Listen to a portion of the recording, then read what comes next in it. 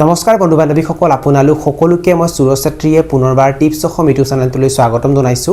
বন্ধু বান্ধৱীসকল যদি আপোনালোকে কণী উৎপাদনৰ বাবে কুকুৰা পোহপাল দিয়ে তেনেহলে এই ভিডিওটো আপোনালোকৰ বাবে অতি গুৰুত্বপূৰ্ণ হ'বলৈ গৈ আছে কিয়নো এই ভিডিওটোত মই আপোনালোকক জনাম যে কণী পৰা কুকুৰাক আপোনালোকে কেনেকৈ চিনাক্ত কৰিব অৰ্থাৎ কুকুৰাই কণী দি আছে নে কণী দিয়া বন্ধ কৰিলে সেই বিষয়ে আপোনালোকে কেনেকৈ কম সময়ৰ ভিতৰতে জানিব পাৰিব সেই বিষয়ে ভিডিওটো আপোনালোকে প্ৰথমৰ পৰা শেষলৈ ভালকৈ চাব আৰু যদি আপোনালোকে এই চেনেলটোত প্ৰথমবাৰ আহিছে তেনেহলে চেনেলটো সাবস্ক্ৰাইব কৰি ওচৰতে থকা বেল ঘণ্টিটো প্ৰেছ কৰি দিব চাওক বন্ধু বান্ধৱীসকল যদি আপোনালোকে কণী উৎপাদনৰ বাবে কুকুৰা পোহপাল দিয়ে আৰু আপোনালোকৰ লগত যদি এনে কিছুমান কুকুৰা থাকে যিয়ে বহু দিনৰ আগতে কণী দিয়া বন্ধ কৰি দিছে কুকুৰা কেইজনীয়ে কণী দি থকা নাই তথাপিতো আপোনালোকে সেই কুকুৰা কেইজনীক পোহপাল দি আছে কাৰণ আপোনালোকে নাজানে যে কুকুৰা কেইজনীয়ে কণী দি আছে নে কণী দিয়া বন্ধ কৰিছে বন্ধু বান্ধৱীসকল যদি আপোনালোকে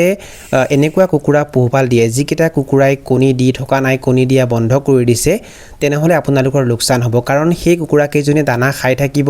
যাৰ বাবে আপোনালোকৰ কষ্টিংটো বেছি হৈ যাব দানাৰ খৰচ বাঢ়ি গৈ থাকিব আৰু তেনেকৈ আপোনালোকৰ লোকসান হ'ব সেই কাৰণে যি কেইটা কুকুৰাই কণী দিয়া বন্ধ কৰি দিছে সেই কুকুৰা কেইটাক আঁতৰাই দিয়াটো বহুত বেছি প্ৰয়োজন সেই কুকুৰা কেইটাক পাৰিলে বিক্ৰী কৰি দিব লাগে বন্ধু বান্ধৱীসকল এই ভিডিওটোত মই আপোনালোকক জনাম যে আপোনালোকে কেনেকৈ গম পাব যে প্ৰকৃততে কুকুৰা কেইজনীয়ে কণী দি আছে নে নাই কুকুৰা কেইজনীয়ে যদি কণী দিয়া বন্ধ কৰিছে তেনেহলে আপোনালোকে সেই বিষয়ে কেনেকৈ জানিব যদি আপোনালোকে জানিব বিচাৰিছে যে কুকুৰাজনীয়ে প্ৰকৃততে কণী দি আছে নে কণী দিয়া বন্ধ কৰিছে তেনেহলে সেইটো জনাৰ এক নম্বৰ উপায়টো হৈছে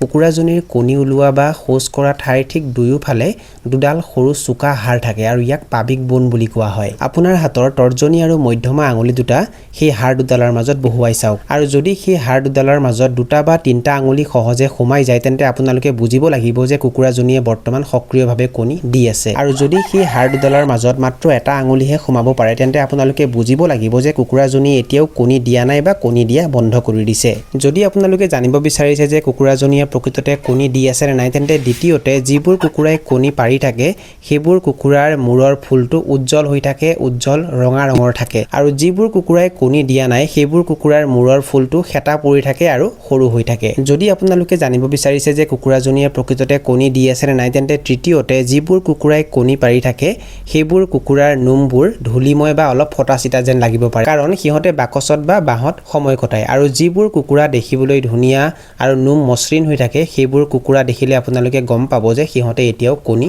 দিয়া নাই বন্ধু বান্ধৱীসকল এই তিনিটা উপায়ৰ জৰিয়তে আপোনালোকে জানিব পাৰে যে প্ৰকৃততে কুকুৰা কেইজনীয়ে কণী দি আছে নে নাই কুকুৰা কেইজনীয়ে কণী দিয়া বন্ধ কৰি দিছে নেকি